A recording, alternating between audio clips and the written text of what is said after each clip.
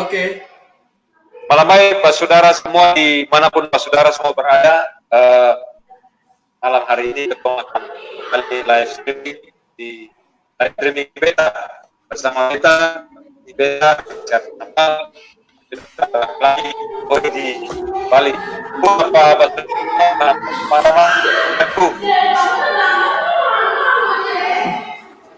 Ya, halo. Ya, selamat malam Pak Saudara semua. Jumpa lagi. Pak Saudara semua di mana ya? Ya. Bu punya suara yang ini ya, Pak Pring ya. Oke, selamat malam Pak Saudara semua. Jumpa dengan Beta Rosi Pilot di Bali, di Beta di Bali. Oke. Ya. Nah, Pak Saudara semua, malam hari ini kita akan live streaming dan akan mempercakapkan satu topik, ya sebenarnya bukan satu topik, tapi satu event sebenarnya. Dan ini akan membicarakan lebih banyak tentang event yang berlangsung di Banda mulai hari ini sebenarnya. Dia punya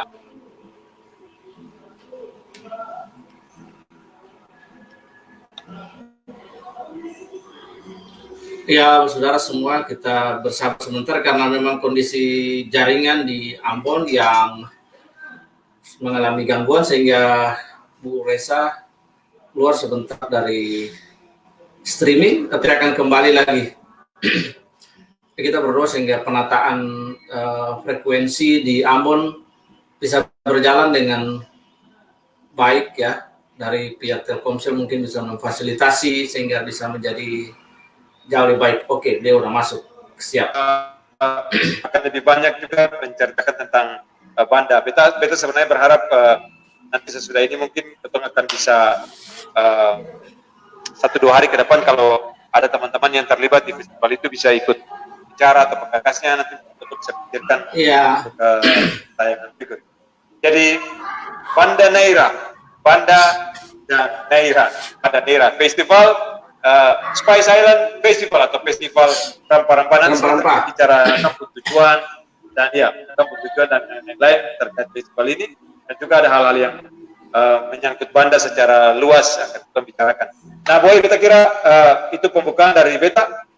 Boy mungkin akan mau tayangkan sesuatu atau menyampaikan sesuatu di awal ketemu percakapan 1 jam ke depan ini. Silakan Bu, lanjut. Ya, 1 jam percakapan ini Beta ingin buka dengan satu buah video sejarah tentang Banda Neira, di mana video sejarah itu kita melihat ada peristiwa sejarah yang cukup memilukan di Banda yang diperingati juga oleh masyarakat Banda. Kemudian dari sini kita bisa belajar bahwa Banda menjadi pusat epicentrum juga sejarah dunia, kemudian sejarah wawasan kebangsaan, ide-ide kebangsaan dicetuskan oleh Bung Hatta dan teman-temannya di Pulau Banda. Jadi Banda tidak saja memiliki heritage history, tapi juga keindahan alam untuk dikunjungi, alam bawah laut, dan keindahan lainnya yang ada di Pulau Banda. Nah, kita ingin share bagi kita satu video. Kita nikmati dulu video ini sebelum kita berdiskusi lebih lanjut. Silakan, lanjut. Oke.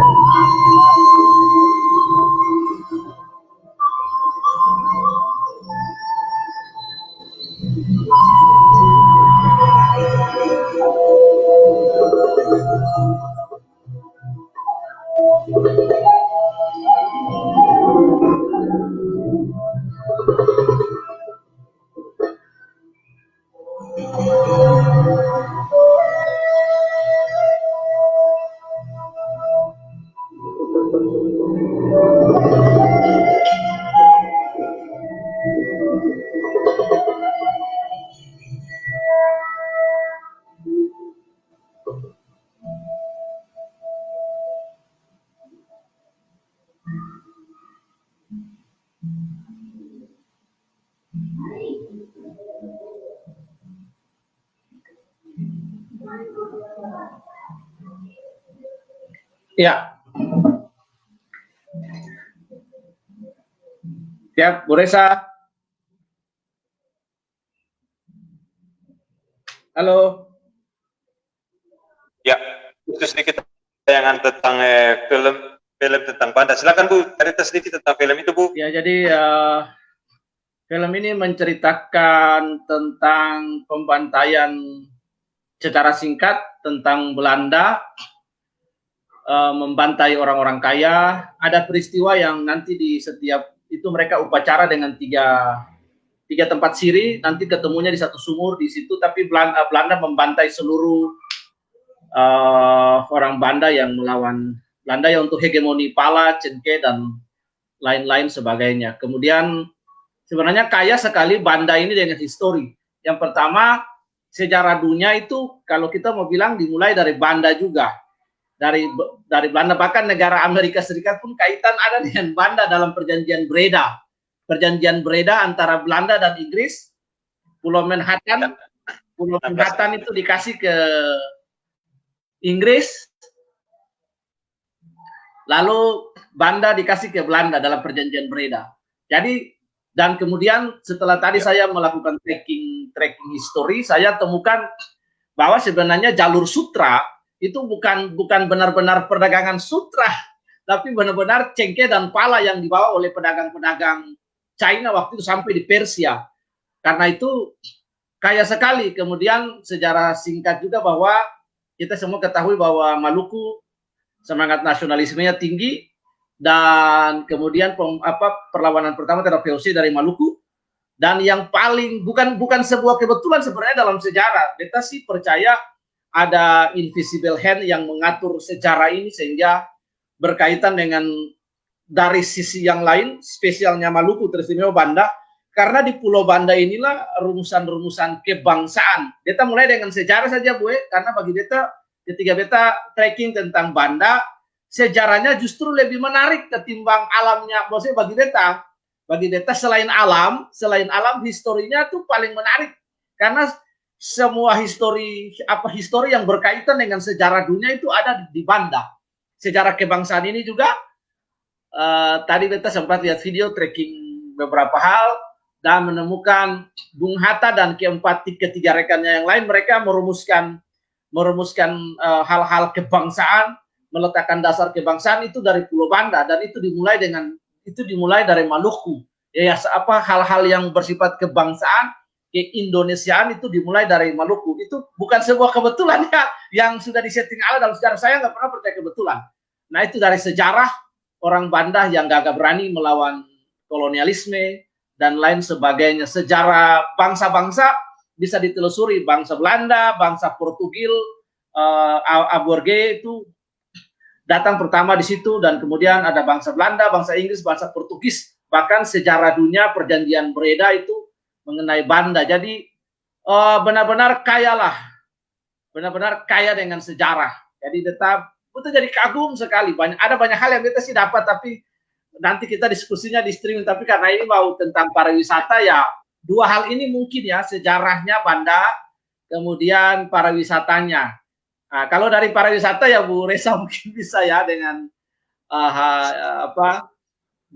tentang Banda. Beta sih pernah singgah di Banda dengan kapal, waktu kita dengan kapal, kita ada kapal Rinjani kalau nggak salah, dan kapal berlabuh cukup lama di pelabuhan Banda. Beta sempat makan colo-colo paling murah waktu itu, tahun 2000-an, tahun 99 atau 2000-an begitu. Lalu sempat foto itu sebelum kerusuhan kayaknya, sempat foto-foto di masjid di pinggir Masjid Hatta Sarir yang dibangun untuk menghormati Hatta Sari, Sultan Sarir, kita tahu itu bapak-bapak kebangsaan. Nah, itu di situ makan di pinggir masjid. Kita kagum sekali dengan masjid yang ada di pinggir lautan lepas yang ada di pulau. Nah, jadi dua hal ini yang menarik bagi kita. Yang pertama, histori, sejarah bangsa-bangsa gila ada di sana. Kekayaan bangsa-bangsa yang diceritakan jalur sutra itu dimulai dari sana juga. Sejarah Manhattan di Amerika itu dimulai dari sana, perjanjian Breda. Pokoknya Banda keren abis Bu. Ya itu. Weca. Jadi itu sebenarnya tujuan festival Spice Island Festival ini adalah sebenarnya untuk mengingatkan sejarah dan nilai-nilai yang ada di Banda. Satu tadi, Banda itu poros dari sebuah pusat perdagangan dunia sebenarnya pada sekitar abad 16 sampai abad 19. Jadi Banda itu sentral. Jadi ada banyak hal yang terjadi di Banda.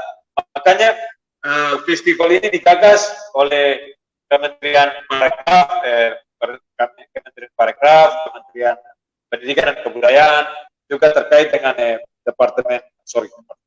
Dinas Pariwisata Maluku, lalu meng-create event ini. Jadi event ini, festival ini adalah festival yang kembali yang memang lebih banyak ke musik, kepada budaya, kesenian, budaya yang lain, yang spesifiknya memang adalah kolaborasi. Jadi ada beberapa teman atau beberapa pelaku seni yang dari luar Ambon juga, seperti dari Belanda ada 3 grup atau beberapa grup, kita kan juga di Jakarta, di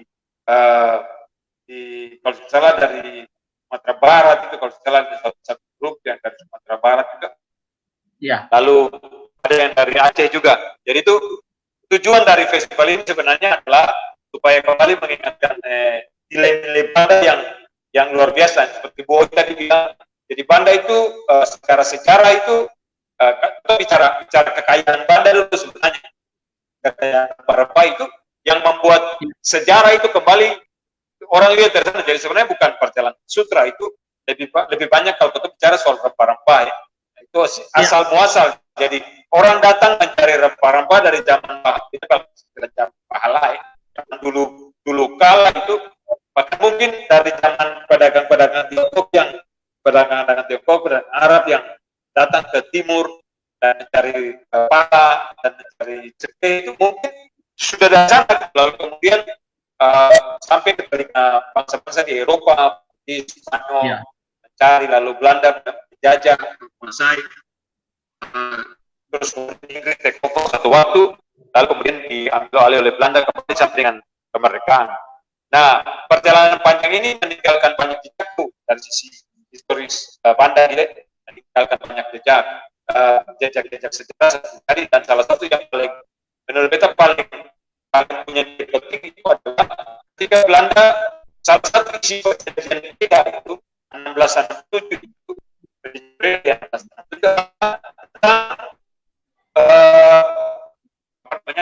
tentang tukar guling sebenarnya. Belanda kita Inggris angkat kaki dari Banda meninggalkan kasih turun ke Belanda, dan Belanda Manhattan di Amerika itu kepada Inggris.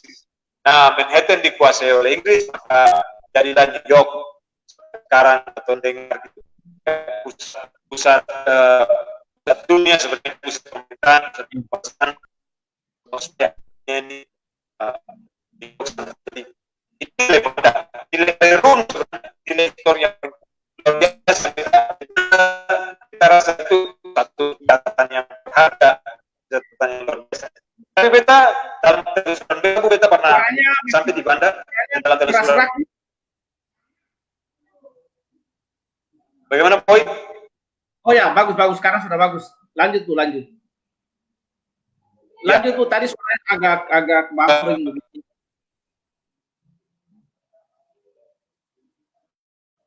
Ya, kita tunggu lagi Bu Reza untuk masuk lagi di percakapan kita, karena memang tadi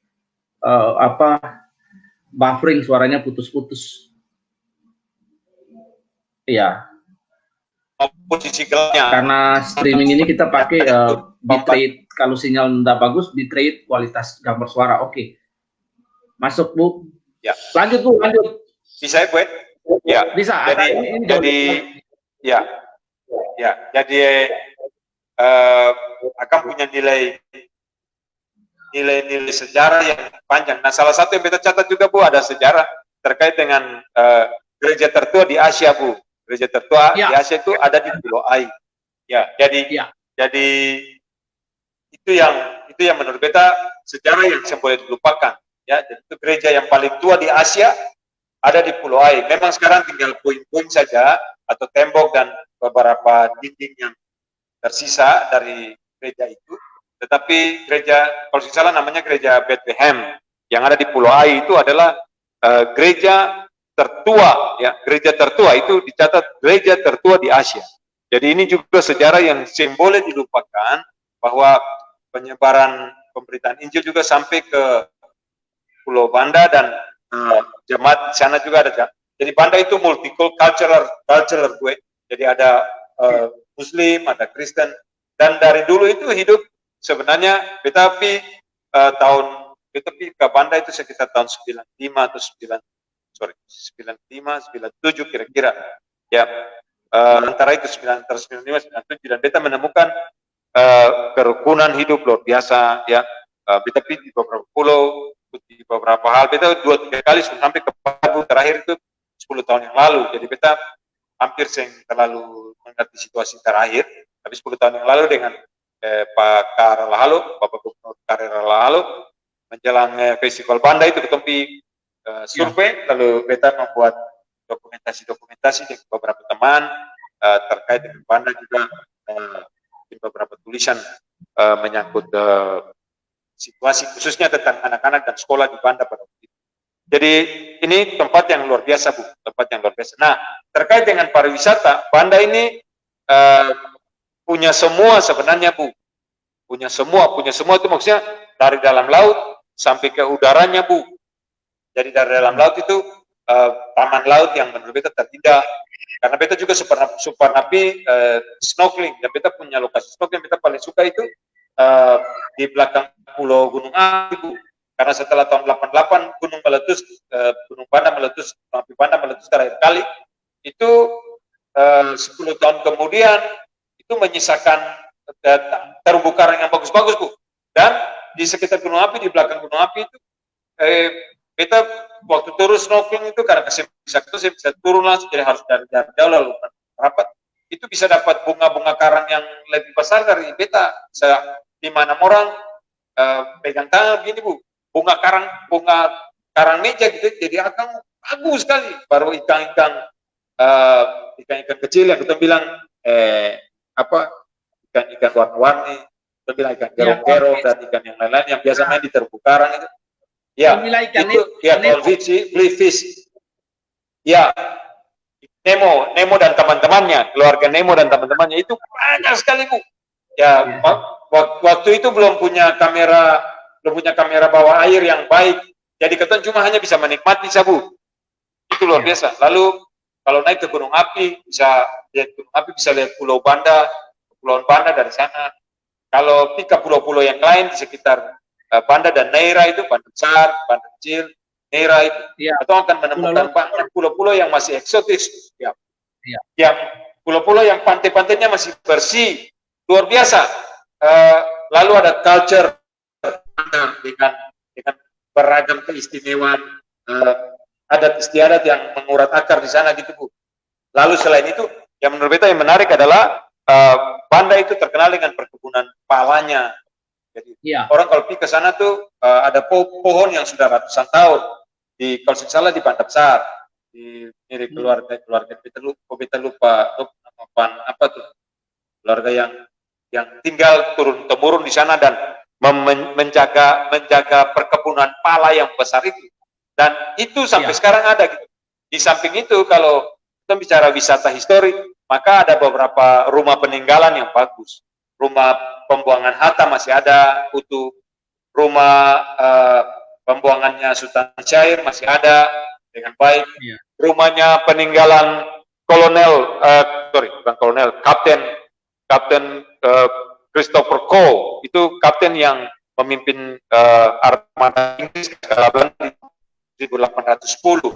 Rumahnya masih ada dengan baik. Ada juga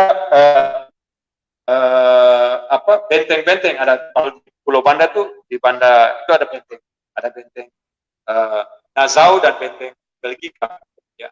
Nassau itu yang paling tua dan ada benteng Belgika. Ada gereja Immanuel juga, gereja tua yang ada di Banda, hancur pada saat peristiwa 99 dan tahun sebelumnya dan sudah direnovasi ulang. Gereja baik sekali, tempat bagus. Di sana juga ada kelenteng, Bu, satu kelenteng tua. Orang mungkin saya terlalu perhatikan, tapi beta menemukan ada satu kelenteng tua yang jauh dari gereja, dari pasar. Lengkap sebenarnya, Banda itu lengkap. Nah, ini Belgika. Jadi sebenarnya Banda itu kalau menurut beta jangan ada harus bikin tertutup, Bu. Banda ini harus dilestarikan, dibuat tertutup, kawasan tertentu, dan musim tertentu saja pariwisata datang, pas musim tenang atau musim festival. Jadi Banda yang boleh dibuka atau dibuat lebih eksklusif. Kalau dibuat eksklusif, waduh, hanya orang kaya datang, kira salah, karena masyarakat kecil yang punya penginapan dan segala macam pasti tidak akan akan bisa menikmati gitu ya. Dan Banda ini setahu beta catatan yang tadi Uzihil cek itu juga sudah dikunjungi oleh berbagai orang-orang tokoh seperti Putri Dayana pernah sampai di Banda. Beta lagi upayakan supaya bisa dapat dokumentasi itu. Semoga satu waktu beta bisa dapat dokumentasi Putri Dayana. Putri Dayana punya saudara satu lagi, saudara ipar itu Sarah Ferguson juga pernah sampai di Banda. Ya. Lalu yang lebih menarik lagi adalah Mike Jagger itu pernah sampai di Banda, Bu. Jadi saya tahu akan pencerita bagaimana dia sampai di Banda. Kemudian dia kalau sing salah dia pun kapal itu dia jual kan atau bagaimana. Pokoknya Mike Jagger juga pernah sampai, nanti kita cek ceritanya itu. Mike Jagger juga pernah sampai di Banda. Dan beberapa tokoh penting dunia yang lain, Bu. Kalau dari Indonesia nih ada beberapa, saya tahu Pak Jokowi sudah sampai belum. Harap Pak Jokowi bisa datang ke Banda karena kalau belum sampai di Banda jangan mati dulu. Ya. kalau belum sampai di Maluku dan menikmati Maluku jangan mati dulu. Ya. Ini betul-betul surga. Ya. Dari utara sampai ke selatan itu Maluku penuh dengan histori, dari Halmahera sana, dari tempat Jenderal MacArthur pun tempat landasan di Morotai sana, sampai ke selatan dan tenggara, ya selatan dan tenggara jauh itu semua penuh dengan nilai-nilai yang habis untuk diceritakan. Ini bicara Maluku, sebenarnya bicara Maluku itu bicara kekayaan dunia, historinya dunia, Bu. Jadi Banda itu salah satu bentuk mini kekayaan dunia yang ada di Maluku. Nah, menurut beta lebih tepat gitu, Bu. Banda itu bentuk mini, kawasan mini dari kekayaan dunia yang besar yang ada di Maluku, karena Maluku itu juga kurang, Bu. Semua kekayaan secara dunia ada di sini, apa saja ada. Kira-kira gitu, Boy. Beta punya ini terlalu banyak saja sebenarnya. Sepanjang mau bilang akan jadi sepanjang cerita, akan sudah jadi sepanjang cerita. Jadi kalau bicara Banda saya nggak bisa habis, Bu, karena Banda itu luar biasa. Banda luar biasa. Mau tambah sesuatu kah atau mau tunjuk sesuatu kah? Silakan, Boy.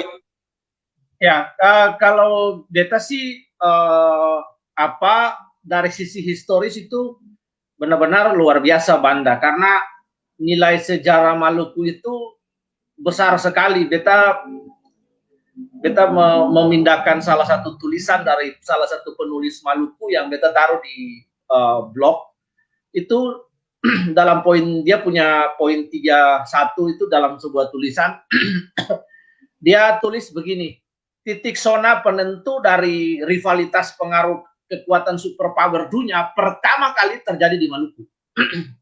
itu luar biasa. Jadi titik sejarah, titik penentu rivalitas dua kekuatan superpower dunia yang waktu itu menguasai maritim, yaitu Spanyol dan Portugal. Rivalitasnya itu pertama terjadi di Maluku, kemudian Inggris, kemudian Belanda terjadi di Maluku. Jadi Portugal dan Spanyol berupaya mengakhiri monopoli dan kontrol. Kemudian ada perjanjian Tordesillas, pembagian Maluku menjadi pembagian dunia menjadi wilayah dan lain sebagainya. Jadi yang pertama, Banda ini menjadi tempat yang terpencil tapi menjadi sebuah titik epicentrum sejarah dunia, itu dimulai dari situ. Nah, jadi beta duduk tadi berpikir waktu tadi tracking beberapa hal, lalu beta mencoba mengkaitkan. Beta pribadi selalu percaya ada keterlibatan Tuhan di dalam sejarah untuk menyeting dan mengatur segala sesuatu. Maluku sangat istimewa. Maluku hari ini sangat istimewa, punya potensi yang luar biasa, potensi sejarah. Dan di dalam buku yang dia tulis itu, beta hanya pindahkan beberapa bab, belum sampai selesai karena itu ada 1000 halaman lebih. Tapi di dalam 3 bab itu, Bu, dia hari ini dia sudah bisa menggambarkan Maluku di 2 tahun 2021 bahwa Maluku itu akan disorot oleh Amerika Serikat untuk melihat Asia Pasifik. Itu kedepannya pangkalan Amerika Serikat itu akan ada di kepulauan-kepulauan Maluku. Jadi artinya rivalitas sejarah itu akan terulang kembali di Maluku. Di masa lampau sudah di masa lampau Amerika belum begitu kuat ya dengan armadanya, karena Amerika baru merdeka dari ya, Inggris, itu baru setelah itu mereka jadi bangsa yang besar. Tapi sebelum itu kita lihat Spanyol, Belanda dan Inggris itu sudah menguasai dunia maritim waktu itu. Nanti Inggris koloni-koloni Inggris yang ada di Amerika Serikat itu mereka merdeka setelah pecah perang teh di Boston, lalu akhirnya mereka menolak hegemoni Raja Inggris atas Amerika. Tapi dalam buku ini dicatat bahwa dia memberikan sebuah visi bahwa ke depan Amerika akan ada kembali lagi di Asia Pasifik dan di Maluku. Jadi artinya ada sebuah pengulangan sejarah. Kalau dulu Spanyol, Inggris ada rivalitas dua superpower, hari ini Amerika sudah menyorot Amerika sudah menyorot Maluku ke depan. Nah, kita sebenarnya sih nggak tahu ya, ada kunjungan-kunjungan orang-orang Amerika atau mungkin NSA atau lain lah, banyak yang kita nggak tahu. Tapi ya kita percaya itu, kita percaya ke depannya Maluku akan menjadi sebuah sentral luar biasa, kaya dengan histori. Hari ini kalau orang ngomong Pulau Manhattan ya orang harus ngomong perjanjian Breda kan. Perjanjian Breda. Hari ini kalau orang ngomong kebangsaan, hari ini kalau kita ngomong kebangsaan, kita tidak pernah bisa lupa Sultan Syahrir dan dua temannya merumuskan dasar-dasar kebangsaan, pilar-pilar kebangsaan di bangsa ini. Itu dimulai dari Banda Island. Wah, luar biasa. Jadi benar-benar rich, kaya dengan sejarah. Nah, kita ketika telusuri literatur di link nasional literatur di .Nederland kalau nggak salah .nl itu, waduh, kaya sekali. Kita harus duduk terjemahkan dulu, artinya sampai pakai Google juga untuk pindah ke bahasa Inggris untuk bisa ngerti ya bahasa Belanda, hanya tahu hai aja, tapi bahasa Inggris harus dibaca. Kaya sekali, kaya dengan sejarah sekali. Ada begitu banyak literatur, foto tentang Belanda, tentang Banda. Jadi beta kagum sekali. Jadi akhirnya saya bilang juga, waduh, suatu saat kapan ya saya harus kunjungi Banda lagi. Gitu, mudah-mudahan kalau Koronces habis kita bisa naik kapal turun di Banda lagi. Iya, saya akhirnya jadi kebayang juga dulu punya teman sekolah Supane di SMP Kristen Rehoboth, teman Banda dari kelas 1 sampai kelas 3, wah luar biasa. Nah, jadi Banda benar-benar kaya. Kalau beta lebih dalam percakapan malam ini, beta lebih senang akhirnya beta buat semacam mapping, Bu. Jadi beta senang buat main map. Kita hubungkan banyak hal sekali dengan Banda. Jadi Banda tuh menjadi sebuah titik epicentrum yang ada. Kalau mau dibilang jujur, ini gara-gara orang Banda Pumpala di Denceng Kidon datang nih. Ini rempah-rempah, makanya Spices Island luar biasa. Jadi beta kagum aja, hari ini katong ngomong sejarah kebangsaan dan di bangsa ini, tapi katong pernah menyebut rumah Bung Hatta di Banda dengan Syahrir di sana dan teman yang lain yang merumuskan wawasan-wawasan kebangsaan dari Banda Neira. Nah, beta berharap suatu saat para tokoh nasionalis di bangsa ini harus kembali mengunjungi Banda Neira dan bisa merasakan membawa sebuah pengalaman yang berbeda, bagaimana merasakan Pulau Banda, Hatta dan Syahrir ada di situ merumuskan kebangsaan. Jadi akhirnya kita buat sebuah garis linear histori, Maluku spesial di mata Tuhan. Perlawanan pertama itu ada di Maluku untuk menentang kolonialisme Patibura 17-18-15 Mei dengan para sahabatnya. Kemudian 1817 wawasan kebangsaan itu dimulai dari Maluku. Jadi sebenarnya Maluku punya kontribusi dalam histori, nilai sejarah Maluku itu, lebih cepatnya nilai sejarah Maluku itu besar sekali bagi bangsa ini, nilai sejarah Maluku bagi bangsa ini. Jadi Maluku pernah menjadi epicentrum dua kekuasaan superpower maritim waktu itu, Spanyol dan Portugis. Lalu sampai hari ini ada begitu banyak anasir-anasir dari segi geopolitik untuk kedepannya Maluku akan menjadi pusat kelautan dan ya semacam seperti Hawaii lah buat Amerika Serikat, istilahnya begitu Bu. Beta lebih malam ini beta lebih senang dari sisi sejarah sih sebenarnya, sisi sejarah ya, karena beta memang suka baca sejarah. Ya. Ini Ya. Beta sih nggak masalah Bu. Beta yang kata yang usi suka sejarah Bu. Sebenarnya pariwisata itu kan bisa ada di mana saja ya. Ketong melihat Banda itu dari semua skop Bu. Dan memang ketong dua beta di Gusihil di sini juga salah satu pencinta sejarah Bu. Sebenarnya banyak buku yang ketong baca, banyak buku yang ketong cari, banyak buku yang ketong searching, ketong hunting itu buku-buku sejarah Bu. Buku-buku yang berkisah tentang Maluku dari abad yang lalu-lalu. Bahkan ketong ya makanya beta bilang beta bersyukur sekali beta pernah sampai di Inggris punya salah satu perpustakaan itu di London sebenarnya Bu, waktu beta bikin penelitian tentang Joseph Camp, tulisan skripsi di School African and Oriental Study. Jadi itu di museum itu Bu. Di museum itu ada sekian banyak lantai Bu, dan ada lantai khusus yang memuat surat-surat dari para misioneri. Nah, salah satu itu karena waktu itu Joseph Camp datang dengan LMS, London Missionary Society. Jadi dia tulis, makanya tulisan Joseph Camp juga termasuk tulisan tentang Patimura Bu.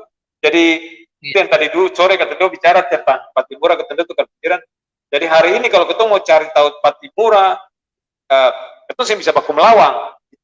Ketemu mesti begitu loh suri surat-surat itu. Dan beta bersyukur itu sudah baca surat aslinya Camp. Jadi ketemu suka sejarah Bu. Nah salah satu yang ketemu cari ketemu telusuri itu adalah juga sejarah tentang asal mulanya kolonial, Banda sampai sejauh mana. Ketemu catat tersendiri Bu. Jadi makanya beta yang usi ketemu memetakan selain Banda itu ketemu juga memetakan tempat-tempat seperti Saparua. Karena dulu itu kan Ambon pernah jadi kota pusatnya pemerintahan Belanda. Ambon, Saparua juga jadi gubernur Hindia Belanda. Itu ini kawasan-kawasan tertentu. Makanya sebenarnya Maluku ini ya kalau kita bicara utara itu kerajaan Ternate, Kesultanan Ternate, Tidore itu dari zaman dulu Bu sudah berada, punya kekuatan yang luar biasa. Jadi ini sejarah panjang Bu yang harus ditelusuri. Makanya malam ini kalau kita bicara sebenarnya mau bicara tentang festival itu, tapi kira nanti festival itu menjadi ketemu nilai percakapan ini bukan cuma mau Kore festival itu, karena festival itu akan tayang tanggal 21 secara online di salah satu channel Suara Project ada di yang ketemu ini beta punya postingan itu, nanti saudara bisa lihat postingannya di sana. Tapi inti dari percakapan ini sebenarnya adalah supaya ketemu kembali melihat Banda Neira gitu.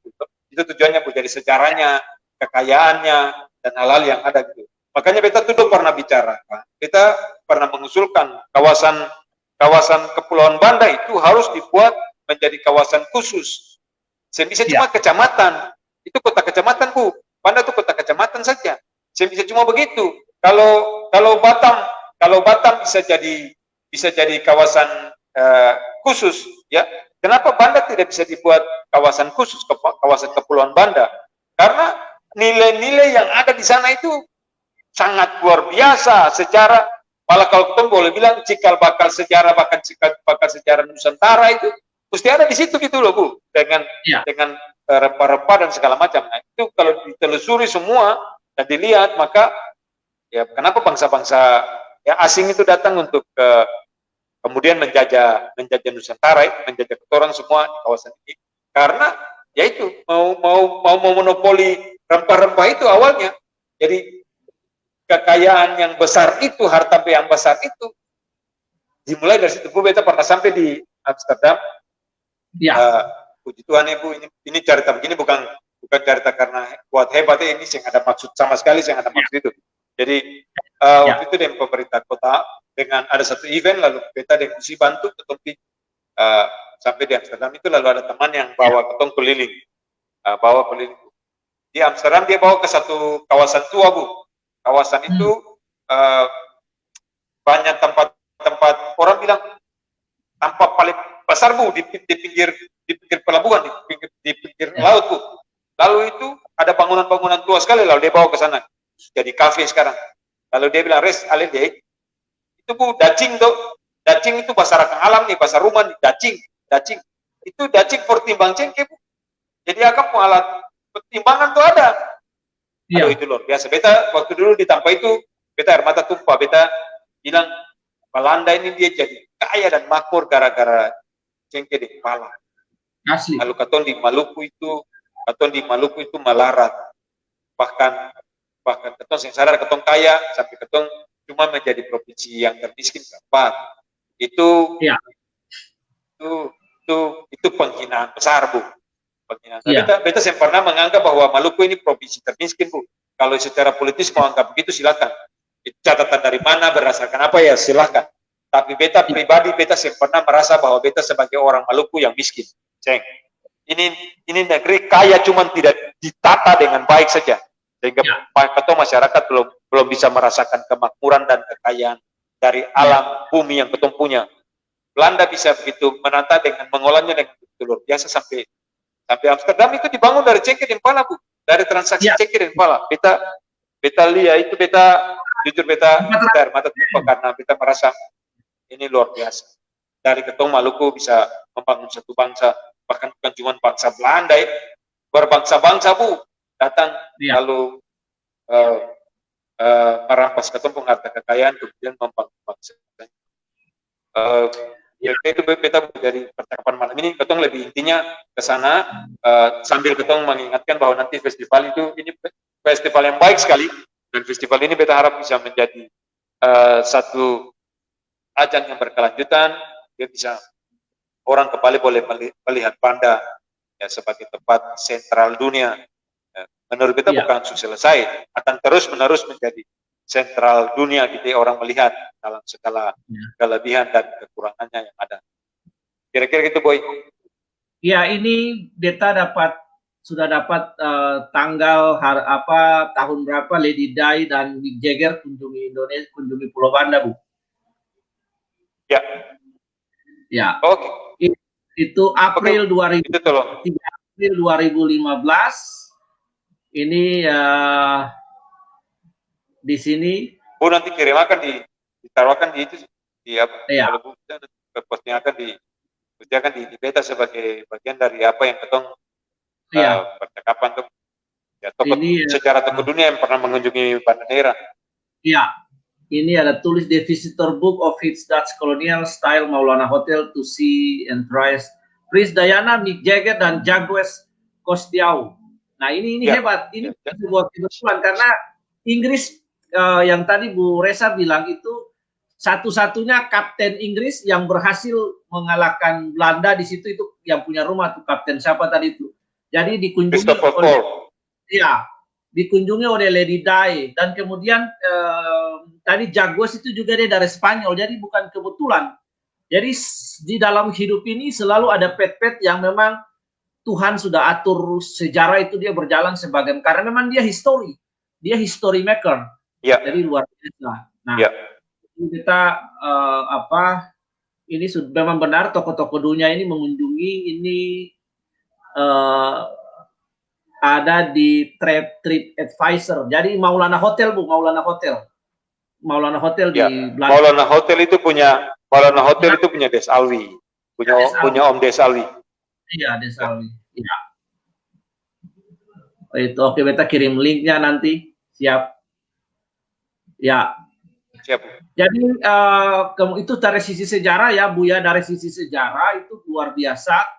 Banda dari sisi sejarah, lalu dari sisi sekarang infrastruktur Bu, misalnya orang kalau dari luar Maluku ke Banda itu kira-kira transportasi apa yang disediakan pemerintah selain penerbangan, transportasi laut, jenis apa mungkin Bu bisa cerita sehingga mungkin teman-teman yang menonton ini beta dia tertarik akan ke Banda, kemudian dia harus tahu rute penerbangan pesawat.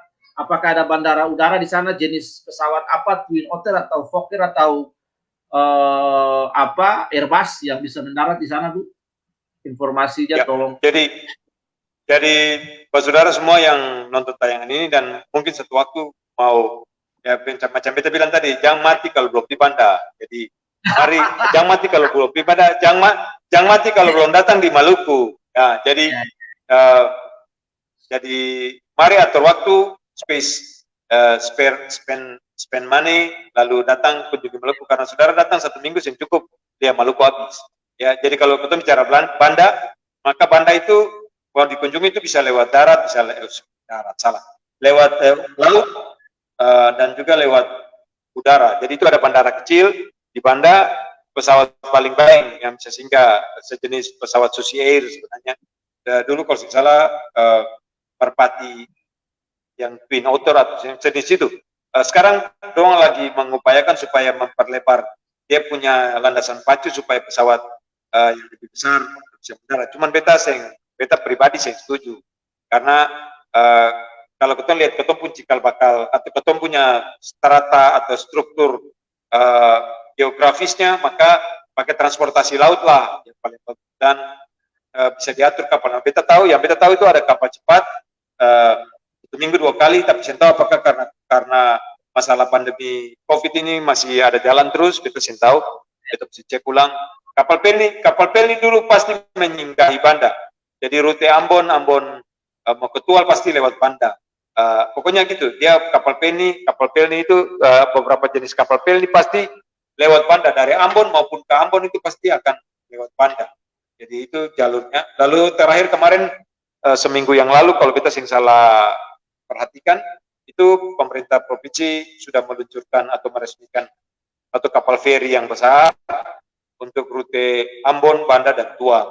Nah, kita kira kalau ini sudah jalan, sebenarnya transportasi yang seperti inilah sebenarnya yang dibutuhkan. Itu jadi orang dari Ambon itu dia bisa pergi ke Banda, kendaraannya sendiri, umpama itu sepeda motor kah, karena sebaiknya Banda itu jangan ada mobil, karena Banda satu itu ada mobil, yang ada itu sepeda motor dan transportasi yang kecil gitu. Jadi kalau bisa jangan kendaraan mobil besar masuk karena itu merusak Banda dengan segala keindahannya gitu. Jadi mobil semakin banyak, polusi dan segala macam, jalan nanti pasti akan dibikin lebar, lalu itu akan menghancurkan semua tatanan rumah-rumah. Sehingga jadi lebih baik itu kalau mau datang transportasi kapal feri, pakai sepeda motor saja, jadi bisa keliling Banda tinggal, jangan nanti kapal balik-balik lagi. Kita kira itu baik, tapi kalau bisa jangan ada pidem kendaraan lain, bawa diri juga, lalu bisa pakai ojek di sana kalau mama ada ojek, karena Banda sih terlalu besar, itu kecil saja jalan kaki tapi jadi lebih baik, lebih sehat jalan kaki, lebih segar. Jadi saya bisa bawa kendaraan supaya saudara bisa sehat, segar. Lalu kalau berjalan harus sampai di pondok-pondok situ, nah itu bisa menentukan masyarakat kecil yang ada di situ. Itu kira bentuk pengembangan Banda mestinya ke arah sana gitu. Kalau ekspansi dengan kendaraan bermotor masuk, ekspansi dengan mobil masuk, ekspansi dengan hotel-hotel besar masuk, dan selesailah kita ya. Harus dipikirkan ulang gitu. Jadi Banda eksklusif dengan stylenya gitu. Orang mau ke Banda itu karena orang mendapatkan sesuatu style yang berbeda gitu. Jadi orang menikmati historinya sebagaimana orang masuk di dalam time tunnel gitu, di dalam waktu gitu. Lalu kembali ke masa itu. Jadi orang bisa merasakan situasi zaman itu bagaimana gitu. Nah, itu yang mestinya ada dan terjadi gitu.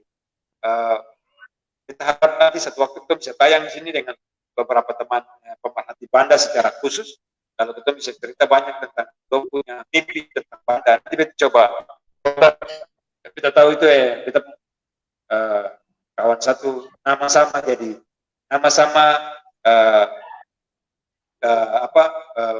passion juga sama. Bu Reza Tuasikal ada di Banda. Kita sempat kontak aja, kalau kita kontak dia, kita harap bisa ajak kita bercerita di sini. Kira-kira itu, Boy.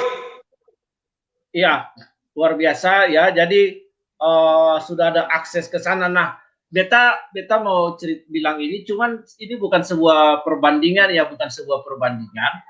Beta baca sebuah literatur karena suka belajar sejarah.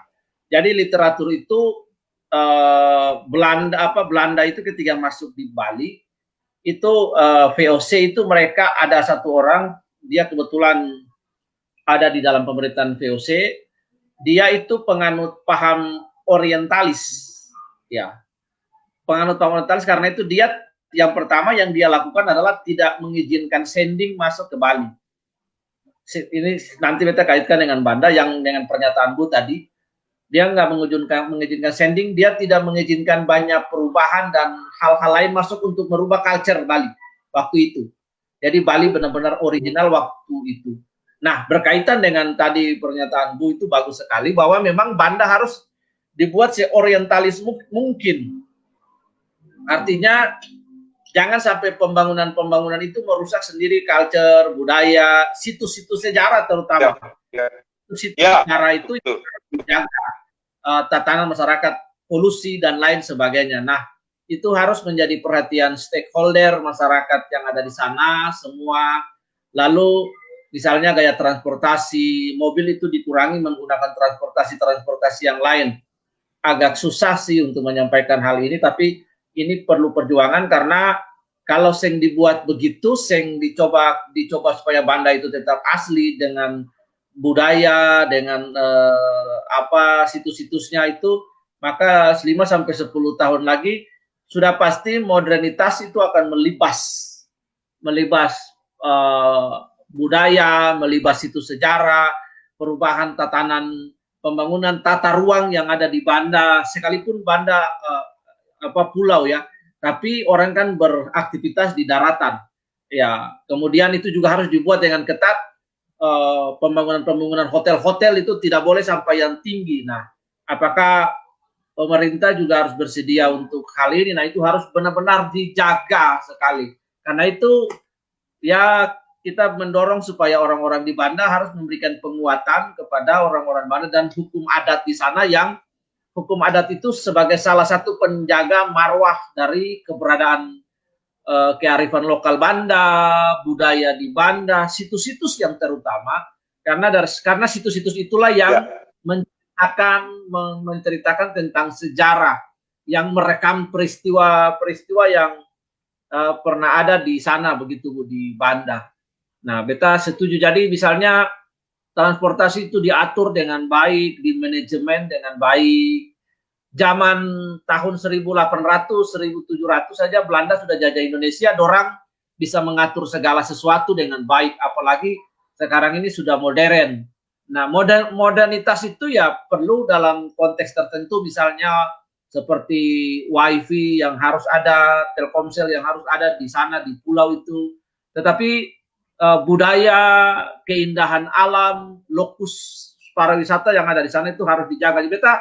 Beta sih lebih setuju Banda dibuat menjadi sebuah pulau orientalis, artinya keasliannya itu dijaga, tidak berubah oleh modernitas khusus buat edukasi dan pendidikan, tapi budaya, cagar-cagar budaya situ nggak boleh. Tata kota di sana diatur sehingga tidak terlalu banyak kendaraan yang ada di sana, mobil dan lain, merusak itu sebenarnya juga.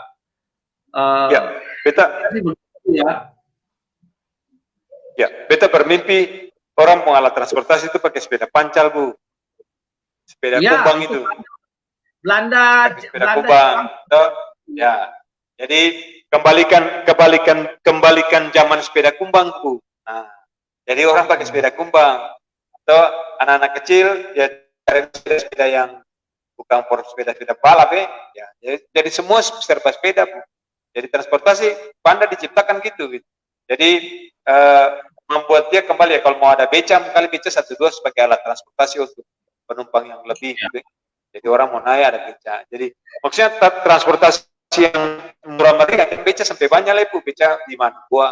Ya, bergilir jadi untuk penumpang dari penginapan, umpama mau pergi ke hotel, umpama gitu ya, siang terlalu dia bisa pakai beca.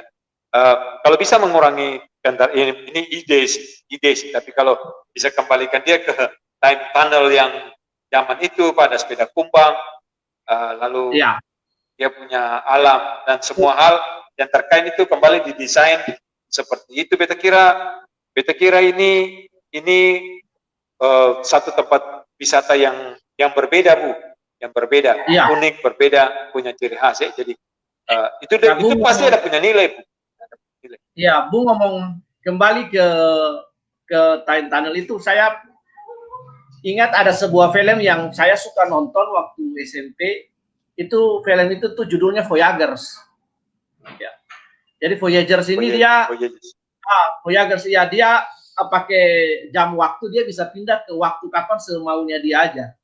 Nah itu tiba-tiba dia sudah ada di waktu dalam sejarah itu ketika dia ada dalam sebuah peristiwa dalam sejarah. Nah itu,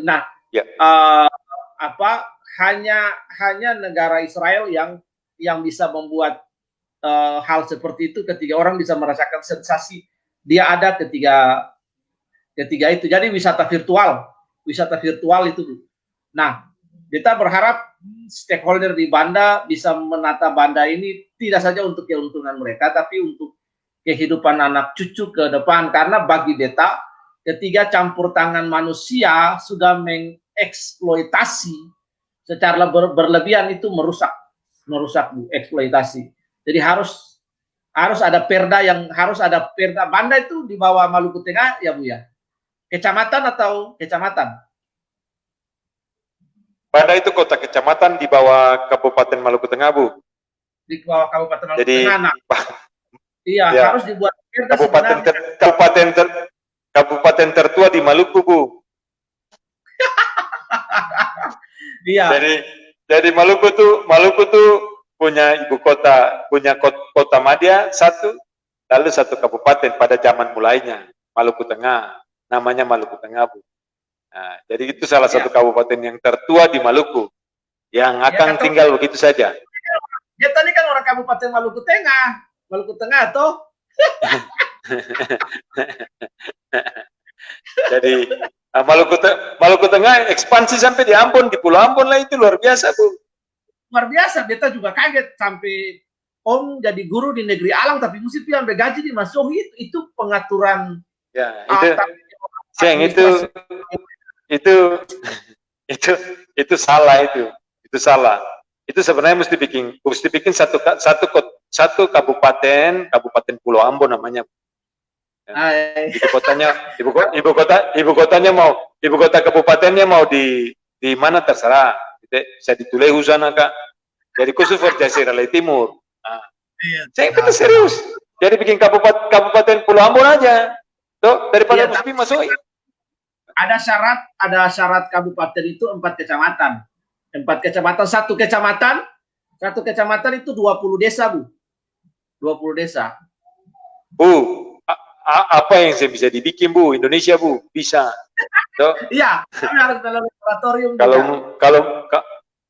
Kalau mau bisa, Bu, apa yang saya bisa dibikin ini di negara ini? Asal keping.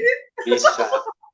Iya, nah kembali lagi tadi ya, hal yang kalau eksploitasi itu paling merusak eksploitasi. Karena itu semoga kita berharap sudah ada perda yang mengatur tentang penggunaan gaya potasium, jaring-jaring pukat. Nah, waktu kita baca satu berita itu di Raja Ampat ada hukum adat. Jadi hukum adat itu mengatur ketika kapal besar waktu itu, kapal apa kalau nggak salah ya besar, dia masuk di Raja Ampat itu kan dia merusak terumbu karang.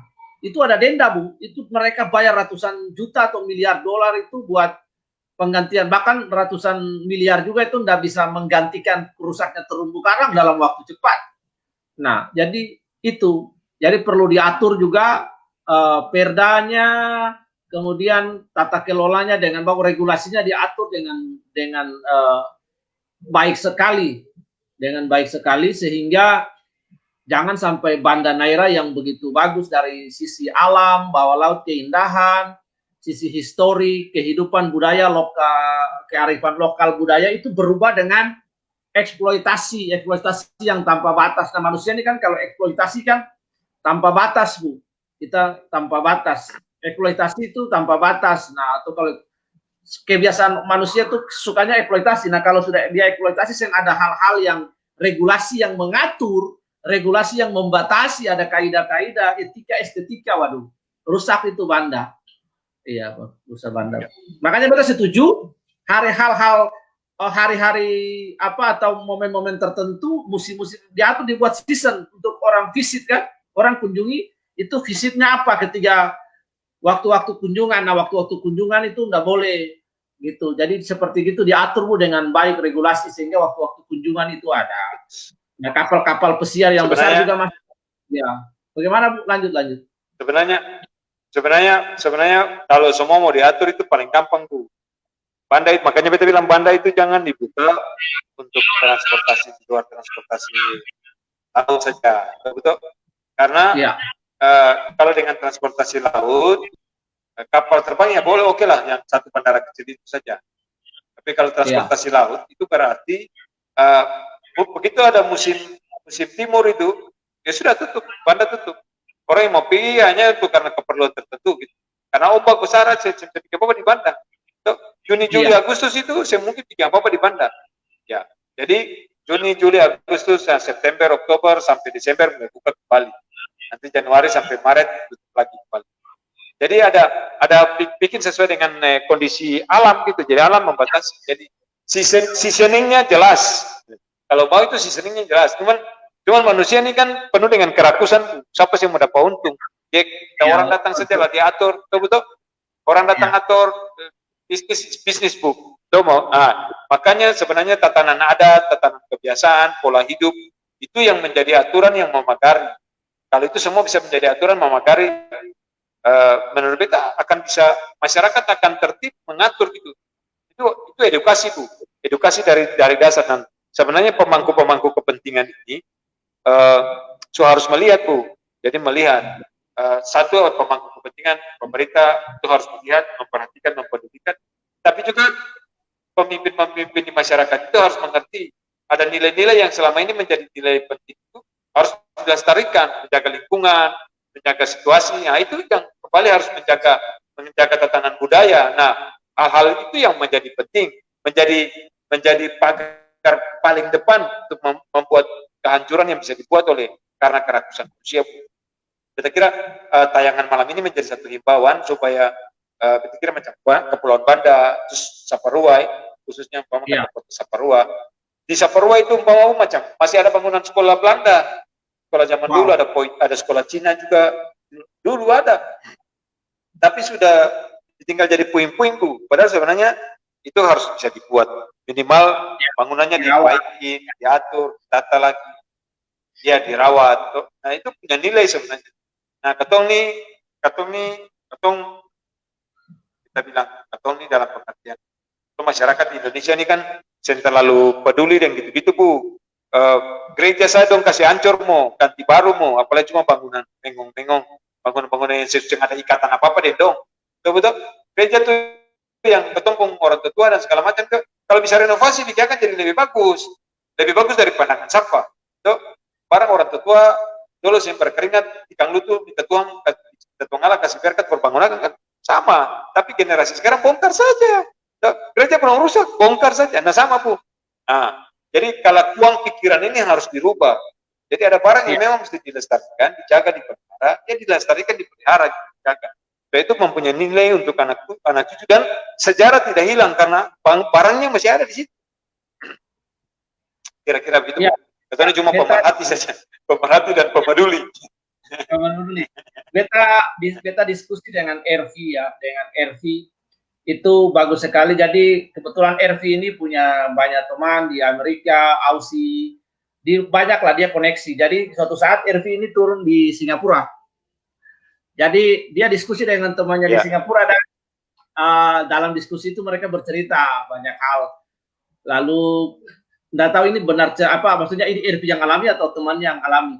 Tapi ketika diskusi itu terjadi, yang orang Indonesia dia bilang, wah kami bangga ya dengan kami sekarang punya bandara internasional, kami sekarang bisa menyaingi Singapura. Lalu orang Singapura bilang, oh, bagus.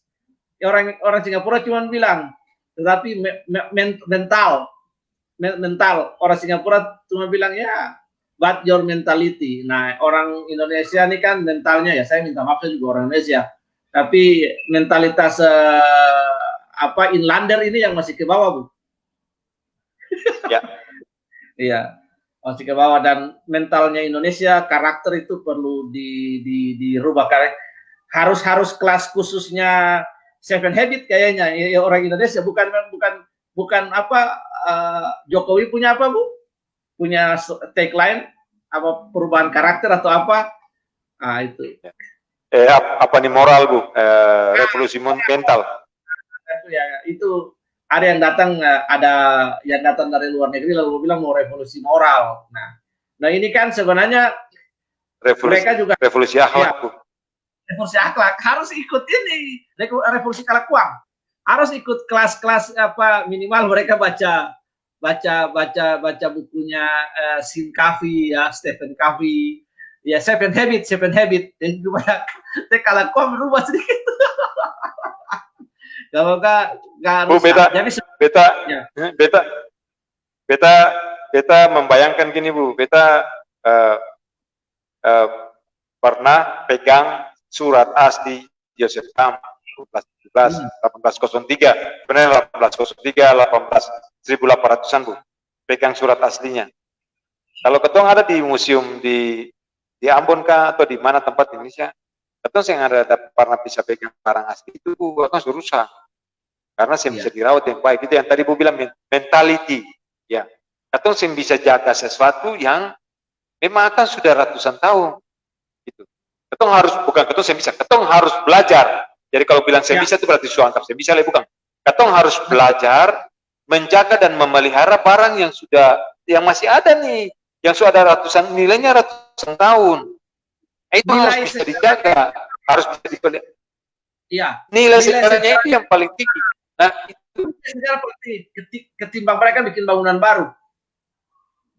Iya. Jadi semua hal-hal itu kalau bisa ketemu punya mental untuk tahu menjaga, tahu memelihara, maka ketemu bangsa ini bukan cuma bangsa yang mengerti ya ada punya sejarah, tapi barangnya ada, bukan cuma cerita, tapi itu ada barangnya gitu. Jadi proses kehancuran ini dimulai dari ketika manusia itu merasa diri harus maju dari sisi apa. Gitu. Macam tadi Bu bilang betul itu. Pembangunan yang harus dimajukan di Banda itu komunikasinya. Nah, gitu. Ya, jadi wifi apa itu yang dibangun gitu. Jadi orang yang perlu jauh-jauh keluar dari Banda untuk belajar. Tapi pendidikan terbaik ada di Banda tentang pariwisata umpama. Dilatih anak-anak Banda tentang kelautan. Bikin pusat pendidikannya di sana gitu. Nah, jadi yang gitu-gitu, jadi orang yang akan keluar balik lain semua kekayaan uang yang dia punya, dia bisa tinggal, dia bikin hancur. Nah itu sudah miss sebenarnya. Ya, dari generasi ke generasi menjadi miss karena mentalitas itu, mentalitas yang cuma ya susah ini ketemu bangsa atau punya negara gitu ya. Kira-kira begitu. Iya. Jadi nanti festival Spices-nya ini, Bu, kapan? Apa sudah berlangsung? Festivalnya berlangsung hari ini, Bu, yang dia pakai istilah on-site. On-site itu maksudnya festival yang langsung di sana karena situasi pandemi itu, betul. Jadi hari ini ada tadi jadi dia pun jam tayangnya nanti baru akan diadakan pada tanggal 21. Jadi dia pakai istilah off air, Bu, off air festival itu hari ini tadi dan dia nanti on air, off airnya hari ini tadi 14 di Banda, lalu nanti on airnya tanggal 21 yang akan disiarkan di salah satu platform digital. Ya, nanti akan ada di kita punya di platform digital itu punyanya apa? Loka Suara Project, YouTube-nya Loka Suara Project dan Facebook-nya juga Loka Suara Project Festival dan ada Kemenparekraf ya, Kementerian Pariwisata dan Industri Kreatif ya. Itu dia punya website, akan ada juga ditayangkan di sana gitu, di media sosialnya. Jadi event itu sudah ada. Sore ini tadi kita terkontak dengan salah satu pemain brass, trompela brass, dengan teman dia ketua, agak komunikasi dan dong tadi sekitar jam sore tadi jam berapa ya? Jam 3 apa dong off airnya untuk masyarakat setempat. Lalu nanti dia punya on airnya baru tanggal 21. Nanti saudara bisa perhatikan di semua tayangan yang ketemu posting. Beta harap nanti bisa dapat dia punya schedule on airnya kapan, ketemu bisa posting juga. Kira-kira gitu Boy, malam ini ketemu percakapan seputar sekilas, sebenarnya masih sekilas karena kalau ketemu bicara lebih jauh ketemu akan kupas Banda itu satu topik tentang tentang pariwisata saja atau tentang Bung Hatta, Bung Syair itu yang habis satu malam Bu. Rumahnya dia punya apa yang ada di sana itu yang habis satu malam. Jadi tentang tokoh-tokoh nasional yang ada di sana, lalu hal-hal yang lain itu yang akan habis. Kita kira nanti ketemu akan lanjutkan dalam part yang lain tentang Banda. Ini awal saja ketemu bicara. Kita harap nanti bisa terkontak dengan teman-teman yang ada di Banda juga. Kira-kira gitu Bu, Boy dan Pak Saudara semua for malam hari ini. Oke Bu. Ketemu punya ada. Jadi Boy lanjut tentang ini hari Senin. Ya. Iya. Bu mau rekomendasi, silakan Bu. Rekomendasi teman-teman yang di mana saja menonton ini beta atau nanti akan lari YouTube, jangan lupa untuk kunjungi Banda karena Banda kaya sekali dengan peristiwa sejarah di bangsa ini bahkan di dunia. Yang kedua, kaya sekali dengan keindahan alam yang harus wajib dikunjungi. Orang Ambon bilang, yang mati ke muka supaya bisa pergi beronda di Banda. Oke, saudara. Katong harap percakapan yang ringan ini boleh memotivasi ketong untuk ya kalau Tuhan kasih dana, Tuhan kasih kepeng, beronda sedikit di sana. Yang kedua, hari Senin ketong ada baku dapat dengan Bung Ilham Laitupa. Bung Ilham ini tinggal di Merauke, bekerja di Humas Pemda, tapi punya keahlian untuk bekerja dalam pekerjaan-pekerjaan 3 dimensi digital. Dan beliau sudah membuat digital buat profil Martha Christina Tiahau. Sekarang lagi dalam proses Bung Ilham buat Sultan Hairun, Sultan dari Ternate atau Tidore. Lagi dalam proses dan pahlawan-pahlawan Maluku yang akan dia buat. Jadi saudara semua jangan lupa hari Senin jam yang sama seperti yang kita diskusi malam ini untuk baku dapat dan Bung Ilham katon cerita sedikit kenapa dia tertarik profil, lalu beliau juga adalah salah satu admin di Informasi Maluku, tinggal jauh di Papua tapi punya konten untuk Maluku itu luar biasa. Dari beta Boresa. Jadi kalau ketemu bicara Maluku saudara, bicara Maluku seng habis-habis. Maluku ini kaya, Maluku ini spesial, Maluku ini luar biasa. Karena itu kalau Tuhan kasih ketong kekuatan, Tuhan kasih ketong potensi, Tuhan kasih ketong otoritas, Tuhan kasih ketong kemampuan untuk berbuat sesuatu buat orang banyak, mari ketong berbuat sesuatu para Maluku. Iya, jangan sampai ketong sendiri perkosa Maluku, ketong bikin Malukunya karusa dan hancur, ketong baku hadapan dan tuang Allah sendiri. Oke, beta kembali ke kakak laki-laki di studio Airlow. Siap. Oke, itu kira itu saudara semua ketong punya baca-rita singkat malam ini dari Beta Parse. Semoga tayangan ini boleh menginspirasi, boleh menjadi tayangan yang bisa menginformasi, tayangan yang bisa mengingatkan, jadi menginspirasi, informasi, mengingatkan, dan kalau bisa jadi tayangan yang kamu orang kalian panas karena dapat agor. Sorry, itu bagian yang sarkastis ya saudara. Beta harap saudara jangan talingan panas, lebih bisa dengar lalu mari kita bikin Maluku sama-sama baik jadi baik begitu. Silakan Boy mau bilang apa? Ya.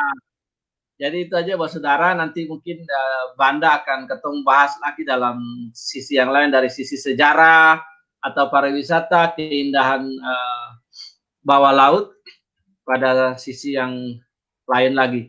Ya itu aja Bu Eca, sampai baku dapat hari Senin saudara semua. Ya. Segala yang kurang-kurang ketemu minta maaf kalau ada salah ucap, salah kata, salah menyebutkan nama, setelah informasi. Semoga lain kali bisa ada yang lebih baik. Kalau saudara lihat tayangan, ada masukan, ada ide untuk ini beta perse, silakan nanti di chat atau di ketum punya messenger, kontak saja. Sana ada beta atau Boy yang akan menjawab saudara semua, dan ketum bisa berkolaborasi atau bisa memikirkan hal-hal apa menyangkut ide tayangan ini atau apa yang ketum bisa bagikan bersama-sama. Begitu saja beta kira. Ini beta secara mulai dengan beta saudara kaki di negara. Silakan, Boy. Selamat malam. Iya. Lihat tayangan terakhir ini. Sampai jumpa lagi di hari Senin. Apa tuh?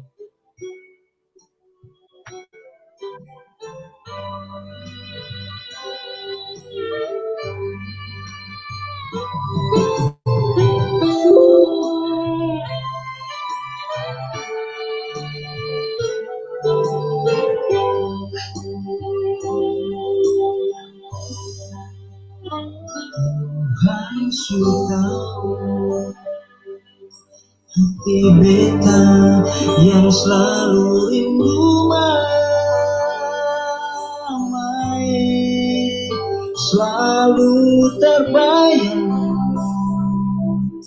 di mata senyum manis mama.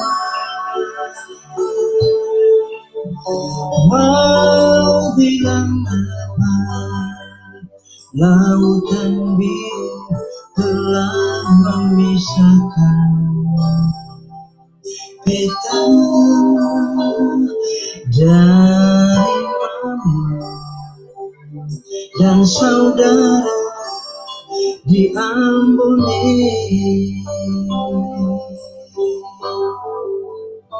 Beta terlupa waktu beta mau tinggalkan Ambone.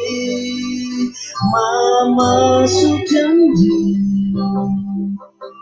jangan lupa partai manis di rantau orang nyong sendiri jauh dari sanak saudara. Jangan nyong kaki tete manis jaga nyong diri, tapi beta sing pernah lupa mama dalam doa.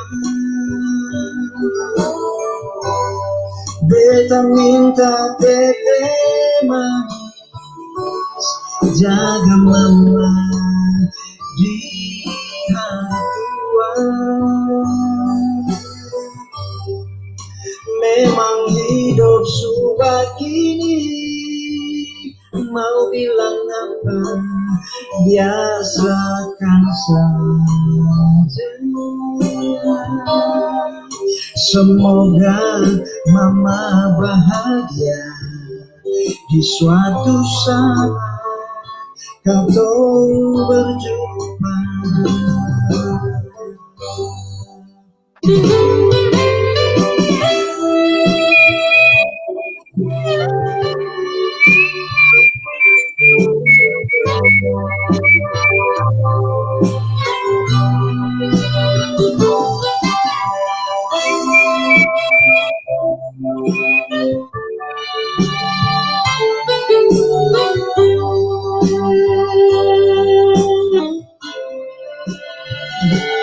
Tak terlupa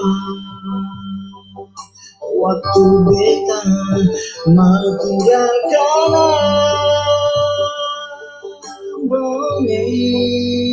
Mama sujanji jangan lupa tete manis di rantau orang nyong sendiri jauh dari sanak saudara. Jangan nyong kaki Teteh manis jaga nyonge, tapi beta pernah lupa mama dalam doa. Beta minta teteh manis jaga mama di hari tua. Memang hidup sumpah kini, mau bilang apa, dia serahkan saja. Semoga mama bahagia di suatu saat kau berjumpa. Semoga mama bahagia di suatu saat kau berjumpa.